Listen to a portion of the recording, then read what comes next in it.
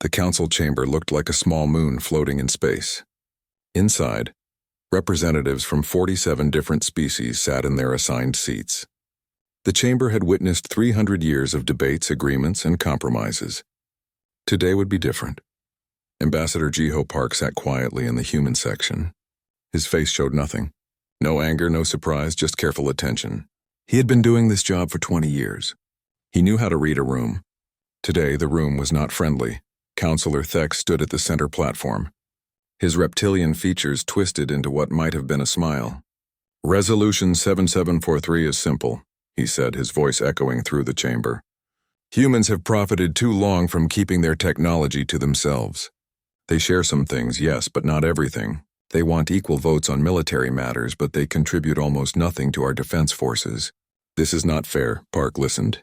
He had heard these arguments before in private meetings. Now they were public. Now they were official. This resolution will correct the imbalance, Thex continued. Humans will share all their technological innovations freely with the Council. In return, they will lose their voting rights on technological and military matters. They can still vote on trade and cultural issues. This is more than fair. The vote began. Lights appeared on the holographic display, one for each species. Green for yes, red for no. The greens came quickly. One after another, species voted to strip humans of their rights. Park counted silently. 38 green lights appeared. Only 7 red lights stood against them. High Chancellor Orin, an insectoid being with compound eyes that saw in multiple spectrums, brought down the ceremonial gavel. Resolution 7743 passes. The terms take effect immediately, Park stood. Every eye in the chamber turned to him. They expected anger, maybe threats, perhaps desperate negotiation. Humans were known for their diplomacy, their endless attempts to find middle ground. Ambassador Park, Orin said, "Do you wish to make a statement?" Park looked around the chamber one last time. "We understand," he said quietly. "Humanity will comply with Resolution 7743. He gathered his tablet and walked toward the exit. His footsteps were the only sound in the massive chamber. "That is all?" Counselor Thex called after him. Park stopped but did not turn around. "What else is there to say?" The doors closed behind him with a soft hiss. Across council space, messages began arriving. They were short, encrypted, and marked urgent. Captain Minseo Kang received hers aboard the HSS Horizon, humanity's largest ship stationed near the council. She read the 2 words on her screen. Protocol Winter. She had hoped this day would never come. The protocols had been written decades ago, back when humanity first joined the council. Smart people had looked at history and asked a simple question. What if they turn on us? What if we need to leave quickly? Kang pressed her communicator. All human ships, this is Fleet Command. Begin Protocol Winter. Departure in 48 hours, acknowledge. One by one, acknowledgements came back. 60 ships in this sector alone. Across council space, hundreds more received the same message. On Station Valaxis, the main hub for council operations, human engineer Daiho Kim received his orders. He looked at the massive quantum computer core he had been maintaining for 5 years. The system processed data for 12 sectors, helping coordinate everything from traffic control to emergency services. He pulled up the maintenance schedule on his tablet and began making changes. The current core would keep working. He made sure of that, but the advanced features, the optimization protocols, the adaptive systems that made everything run smoothly, those would slowly degrade. He set the timeline carefully. 6 months. Everything would last exactly 6 months after the last human maintenance cycle. A Vortan technician walked past. Heading home early, Kim? Something like that, Daiho replied. He did not mention that he was also uploading his personal backup of the system documentation, or that he was removing every custom modification and patch he had created over 5 years. The system would work, but it would work at baseline. No improvements, no innovations, just basic function. Across the station, the same scene repeated in hundreds of locations. Human merchants closed their shops, paying every debt, settling every account.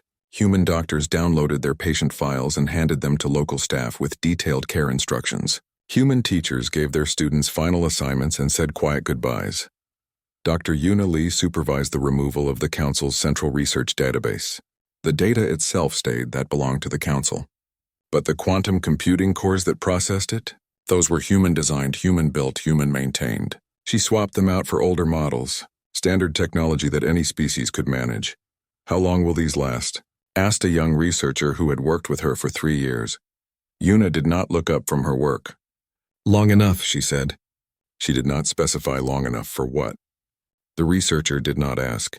Within 24 hours, the galaxy began to notice. Human ships were gathering at designated coordinates in deep space, empty spaces between stars where no one usually went. Station managers reported that humans were leaving in perfect order. No rush, no panic. They simply packed their belongings, filed their paperwork, and departed. On the third day, Counselor Thex stood in his personal quarters watching the departure logs. Over 200 human colonies were preparing for evacuation, or had already begun moving populations. 15,000 human ships had left Council space or were in transit. Millions of humans just leaving. He had expected protests. He had prepared speeches about the greater good and necessary sacrifices. He had anticipated negotiations, perhaps some minor concessions to save face. This silent departure unsettled him more than any argument would have. His aide entered. Counselor, we have reports of systematic modifications to human-maintained systems across all sectors. What kind of modifications? They are removing their improvements, reverting systems to original specifications. Everything still works, but the aide hesitated. But what? Every system has a timeline attached. 6 months. They have ensured everything will function for exactly 6 months after their departure. Thex felt something cold settle in his stomach. 6 months was not a threat. It was not sabotage. It was a statement. We kept your systems running. Now you will see what that actually meant. He dismissed the aide and stood alone at his window, watching human ships gather in the distance. They formed neat formations organized by colony and destination. Even in leaving, they were efficient. Ambassador Park stood on the bridge of a transport ship watching Valaxis Prime shrink behind them. Captain Kang joined him. Any regrets? She asked. Park was quiet for a moment. We built something good here. For 80 years we helped them build something better than what they had. We asked only to be treated as equals. And they chose otherwise, Kang finished. They did. So now they will learn what we brought to the table, not through anger or sabotage, just through absence. Park turned from the window. Set course for New Terra. We have work to do. Behind them, the council continued its business. The representatives congratulated themselves on a difficult but necessary decision. They had corrected an imbalance, they said. They had ensured fairness, they claimed. In 6 months, they would learn exactly how wrong they were. The humans did not look back. They jumped to hyperspace and vanished, leaving no forwarding address, no contact protocols, no way to reach them. They simply left. Without saying another word, humanity departed from galactic civilization. The council would soon discover what silence truly meant. 3 months passed. The council continued its work as if nothing had changed. Representatives debated trade agreements, discussed cultural exchange programs, and congratulated each other on their efficiency. But beneath the surface, small problems were growing. Technician Relay 09 stood in the maintenance bay, staring at a control panel that made no sense. The synthetic being had been managing council infrastructure for 40 years. They knew every system, every circuit, every backup protocol, but today nothing worked the way it should. The cooling system for Sector 7 was running hot. Not dangerously hot, just inefficiently. Relay 09 checked the settings. Everything looked correct. They ran diagnostics. The system passed. But the temperature remained 5 degrees higher than optimal. 5 degrees meant 10% more energy usage. 10% across the whole sector meant huge costs. Relay 09 pulled up the maintenance logs. The last entry was from engineer Daeho Kim, dated 3 months ago. The note was simple. Reverted to baseline configuration.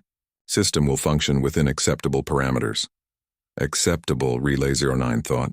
Not optimal. Just acceptable. They spent 6 hours trying to recreate the optimization protocols Kim had used. Every attempt made things worse. By the end of the day, Relay 09 restored the baseline settings and filed a report. The system worked. It just worked poorly. In the medical wing of Station Valaxis, Dr. Vorn examined a young patient. The child had a simple fever, nothing serious. The medical scanner ran its protocols and displayed results. Dr. Vorn prescribed standard medication and sent the family home. 2 days later, the child returned, much sicker. The medication had made things worse. Dr. Vorn ran the scan again, this time manually checking every reading. There, the scanner had misread the child's biochemistry by 15%. 15% was the difference between helpful medicine and harmful poison. Vorn searched the medical database for answers.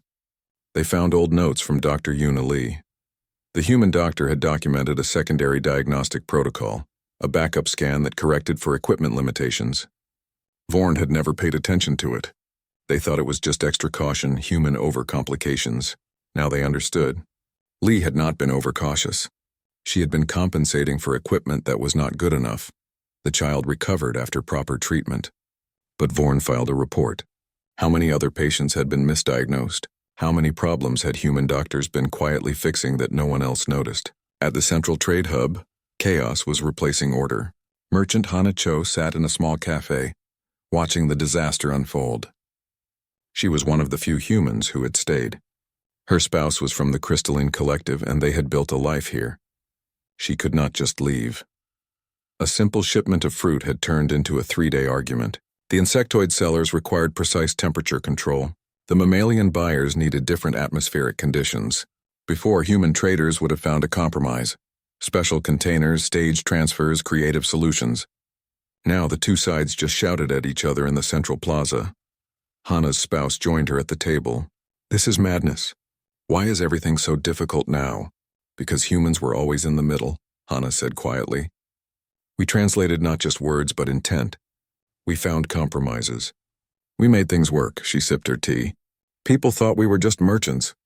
They did not see that we were also diplomats, engineers, and problem solvers. Her spouse looked troubled. Will they ask you to help? Probably. But I am just one person, and I am not sure I want to fix problems they created. Counselor Thek sat in his personal shuttle, stranded between stations. The autopilot had failed. The backup systems had not engaged. His security detail was working to manually override the controls, but it was taking hours. Hours, for a trip that should take 20 minutes. While he waited, Thex accessed the maintenance logs. He wanted to know who was responsible for this failure. What he found made his blood run cold. Human engineers had been filing daily reports on his shuttle systems, 47 microfailures per day, all corrected before they became problems. The last report was dated 3 months ago. Since then, nothing. The failures were still happening, but no one was fixing them. His shuttle was not unique. Every system in his sector showed the same pattern. Small failures, constant corrections, all performed by humans who made everything look easy. Now those humans were gone and the failures were piling up. Thex did not report this discovery. He did not want to admit that his vote to remove humans had been based on complete ignorance. He had assumed humans contributed little. He had been catastrophically wrong. Back at Council headquarters, High Chancellor Oren reviewed reports from all sectors. Food distribution was down by 30%.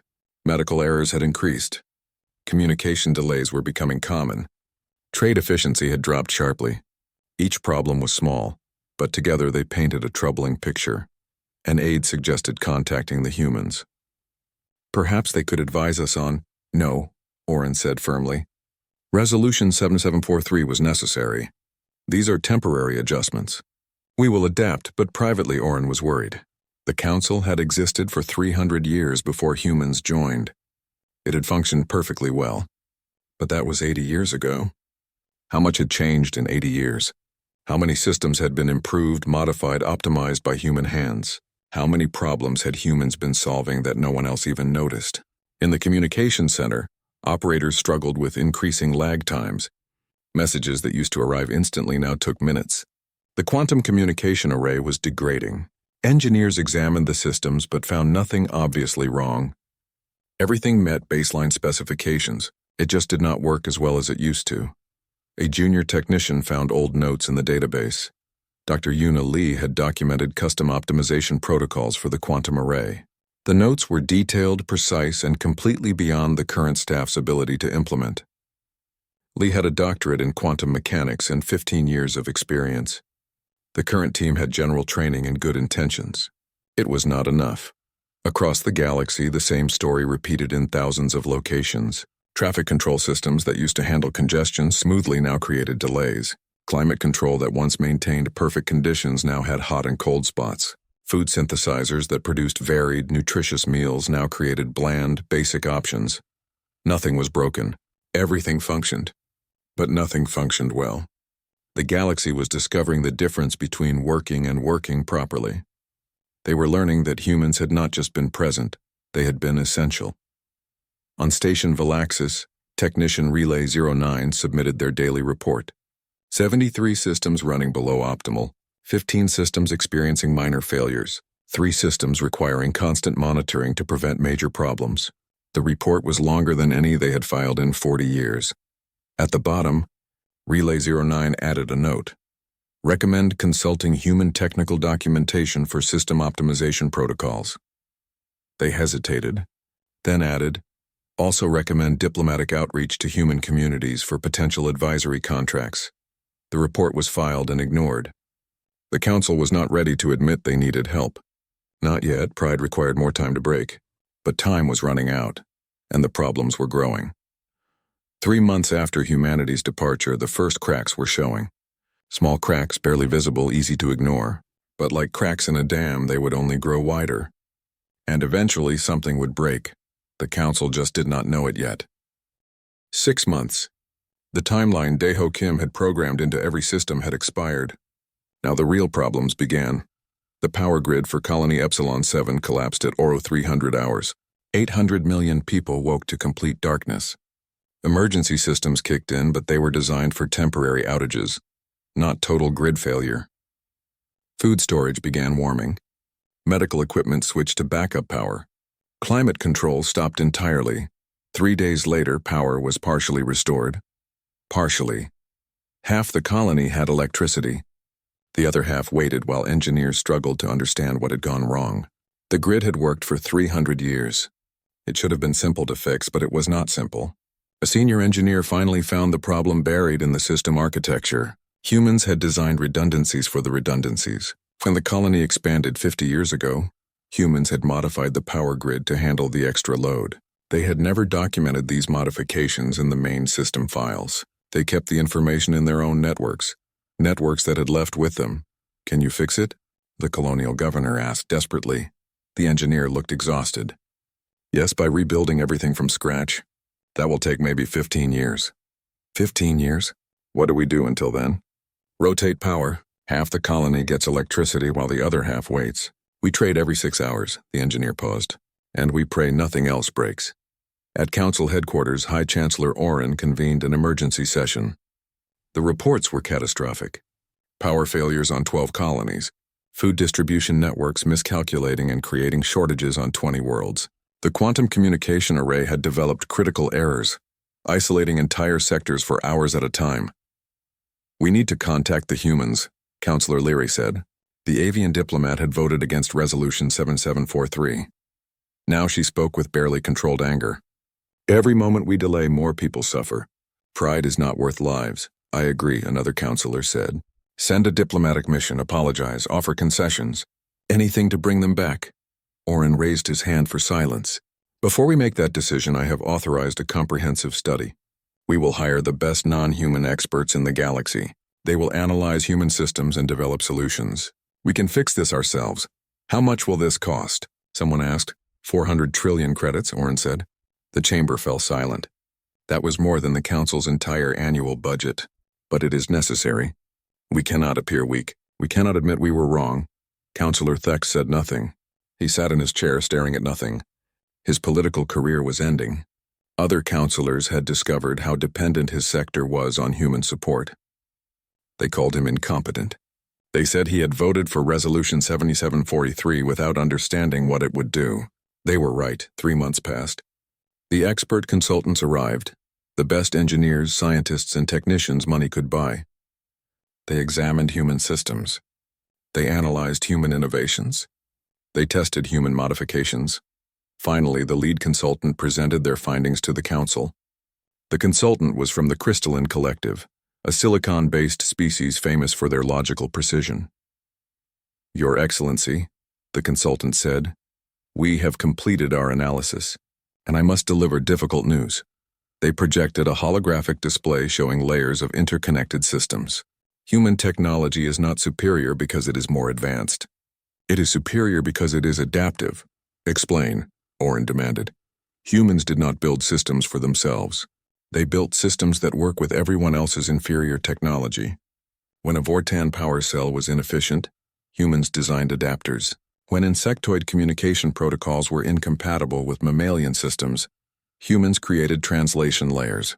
When crystalline computing could not process organic data properly, humans built interfaces.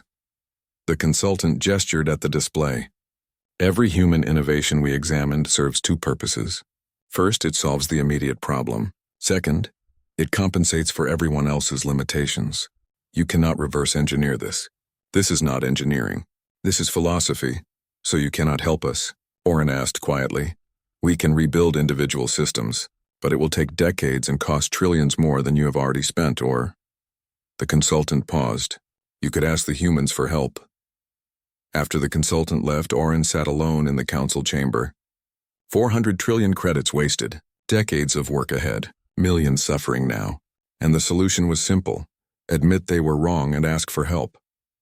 But Orin was not ready. Not yet. Counselor Lyrae took matters into her own hands.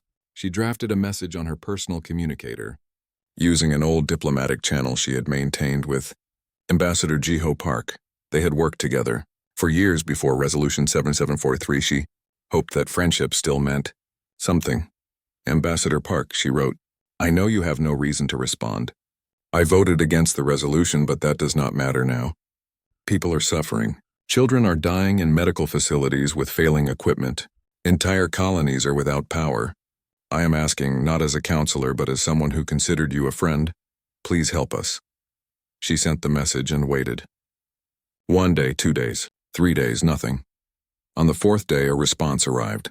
It was brief. Counselor Lyrae, humanity has complied with Resolution 7743. We have nothing further to contribute to the Council's technological matters. We wish you well in your future endeavors. The message was signed with a formal closing. Live long and prosper. Lyrae read it 3 times. The words were polite, professional, distant. There was no anger, no bitterness. That made it worse. Park was not rejecting her plea out of spite. He was simply stating facts. Resolution 7743 had removed humans from technological matters, so humans had removed themselves. Completely. She tried again, and again. On the 7th attempt, Park responded, Counselor, I understand you voted against the resolution. I appreciate that. But you were outvoted 38-7. The Council made its decision. Now the Council must live with that decision. I am sorry. But humanity is done negotiating with the Galactic Council. Lyrae showed the messages to other counselors who had voted against the resolution. They held a meeting without Orin's knowledge. We need to break from the main council, someone suggested. Form our own group. Reach out to humans independently. That could start a civil war, another warned. We are already in crisis, Lyrae said. The question is whether we fix it, or let pride destroy us.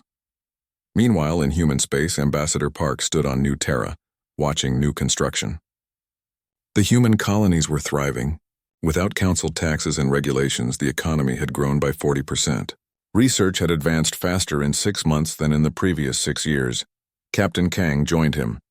We are receiving requests from individual species. Not the council, specific planets and colonies asking for help directly. How many? 17 so far. They are offering payment.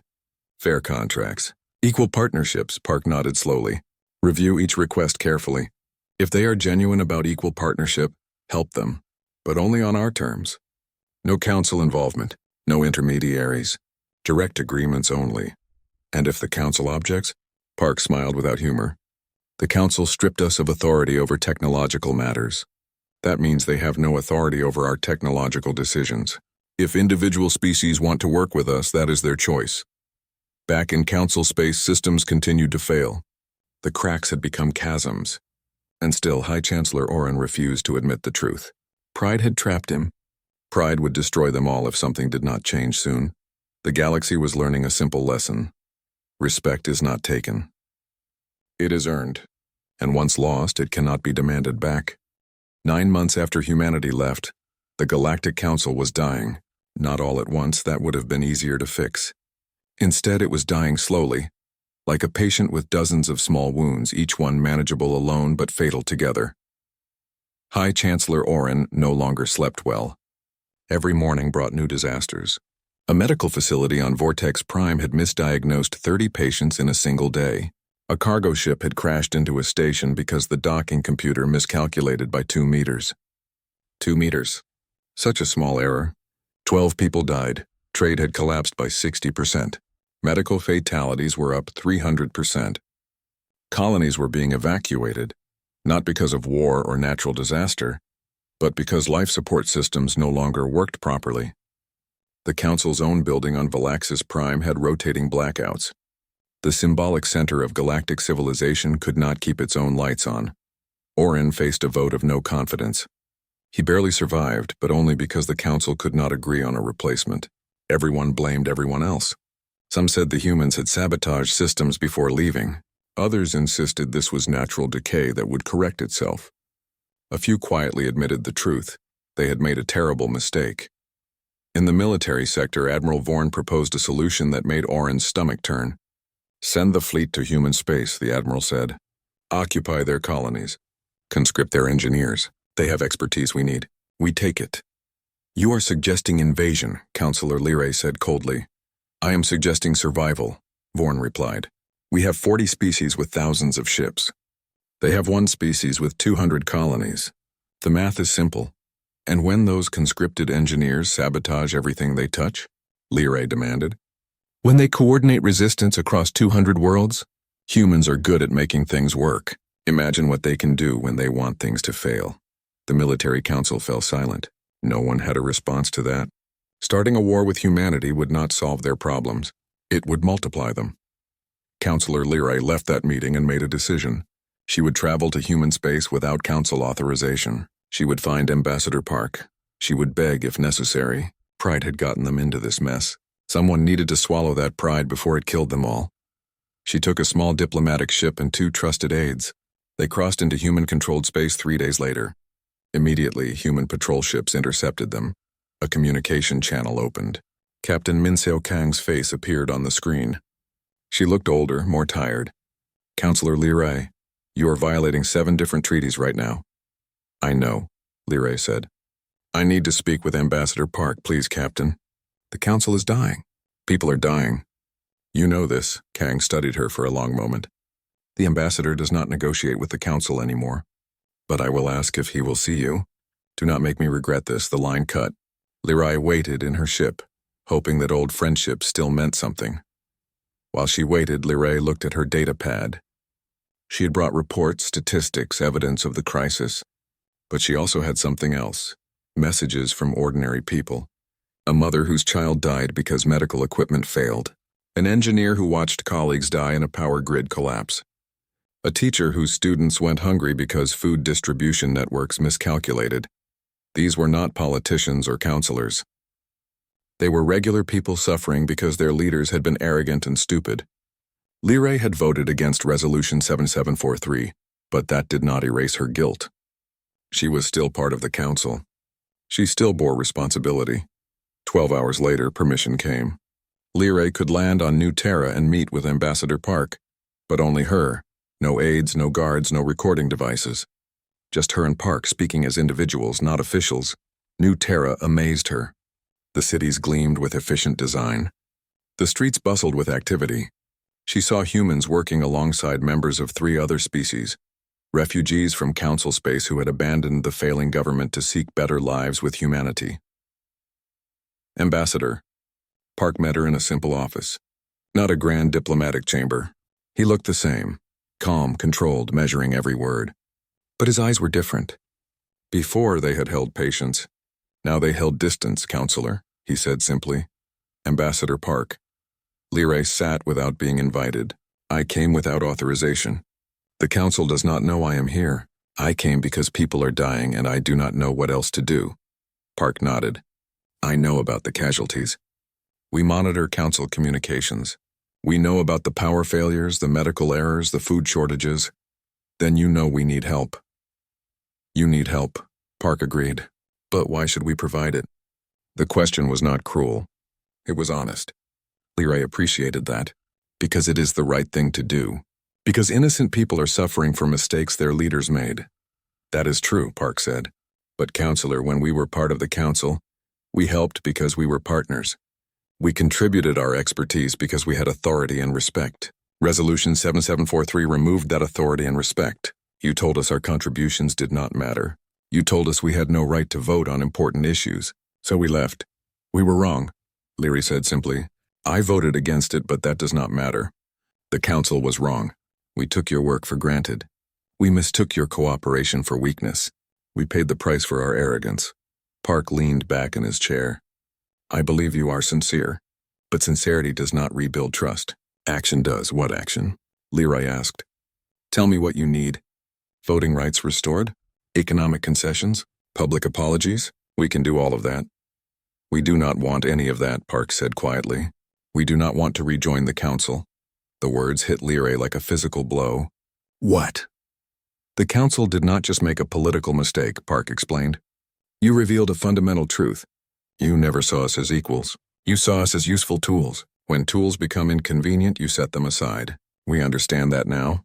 He stood and walked to the window. Outside, New Terra thrived. We have built something better here. No mandates. No hierarchies. Just voluntary cooperation. 3 species have already left the council to join us. More are asking. We help them because they treat us as partners, not servants. Leary felt tears forming. She fought them back. So you will let the council collapse? Let millions suffer? No, Park said. He turned back to face her. We will help. But not as members of the council. We will establish partnerships with any species that wants them, on terms of true equality. No more mandates. No more taking our innovations while denying us authority. Individual agreements negotiated fairly, honored completely. He pulled out a data pad and handed it to her. 17 species have already accepted these terms. Their infrastructure is recovering. Their people are thriving. The question is not whether you need us. The question is whether you are willing to change. Leary read the agreement. It was fair, almost generous. Humans would provide technical assistance, training, and support. In return, they asked for equal partnership, fair compensation, and respect. Nothing more. The council will never accept this, she said quietly. Then the council will continue to suffer, Park replied. But individual species do not need council permission to work with us. They just need to be willing to treat us as equals. Leary stood. She had her answer. It was not the answer she came for, but it was honest. I will present this to my people. Not the council, my people. We will make our own decision, Park nodded. That is all we ask.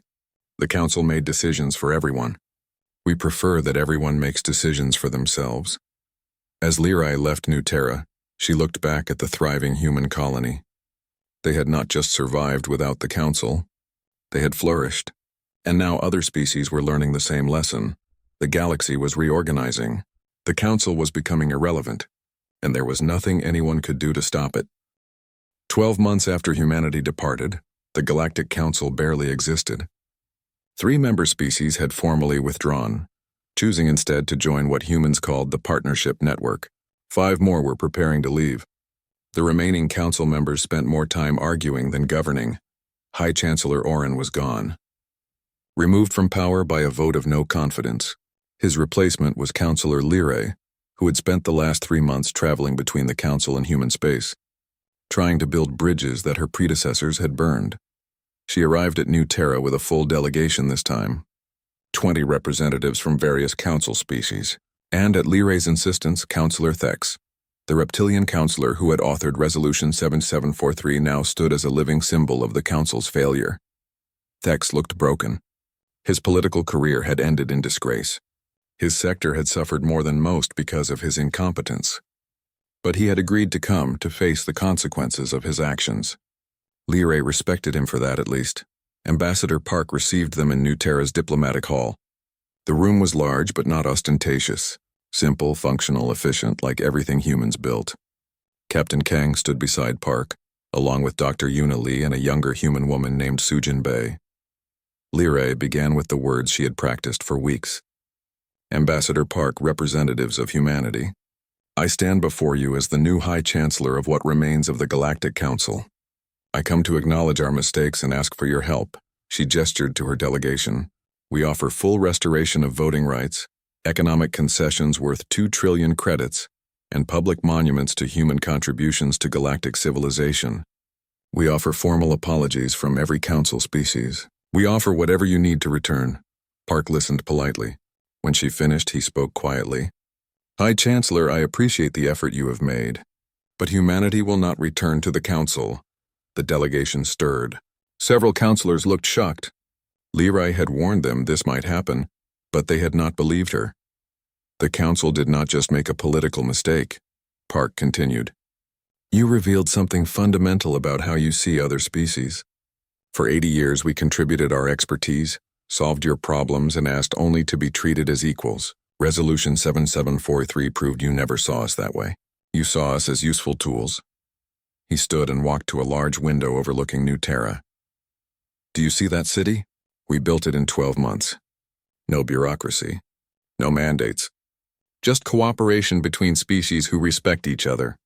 We have taken in refugees from council space, people fleeing your failing infrastructure. We have helped them build new lives.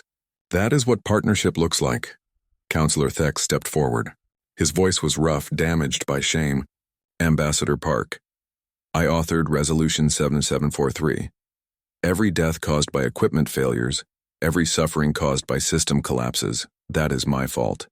I believed humanity was overvalued. I was catastrophically wrong.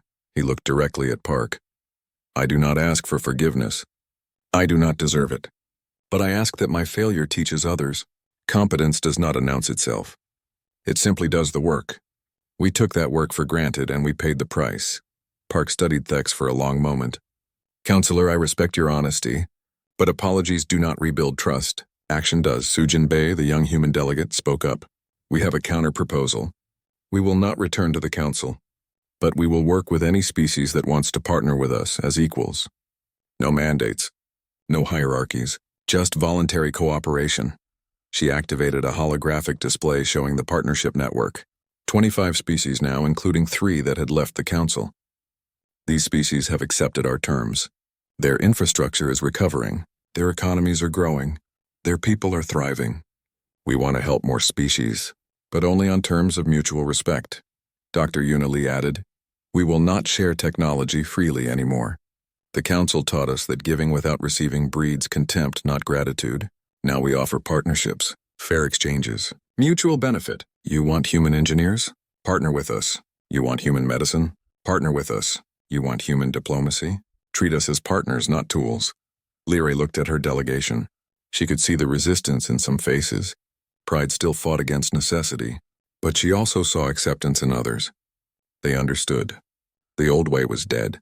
They needed to adapt or die with it. I accept your terms, Leary said. Not for the council, for my species. We will withdraw from the council and join the partnership network. One by one, other delegates made the same choice. Some hesitated. Some walked out, choosing pride over survival. But 18 species agreed to join the network. 18 species chose partnership over hierarchy. Only Councillor Thex remained uncertain. What about me? He asked quietly. I caused this disaster. Do I deserve a place in your network? Park considered this. Councillor Thex, you made a terrible mistake.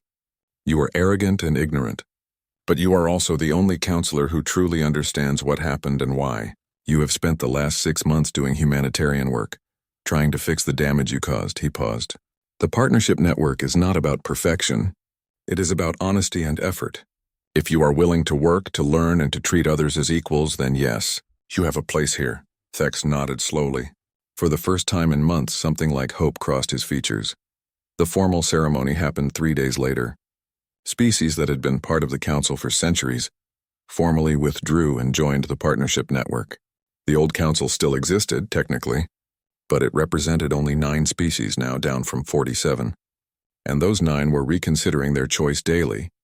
Ambassador Park stood before representatives of the new network members. Welcome, he said simply. We do not require apologies or reparations. We require partnership. Build with us and we will build together. Respect us and we will respect you. That is all we ever wanted. Sujin Bei addressed the newest members. The partnership network has no central government, no supreme authority, We coordinate through voluntary agreements. We share resources based on need and capability. We solve problems together. This is not charity. This is civilization based on mutual respect. High Chancellor Leray, though that title meant little now, spoke for the former council species.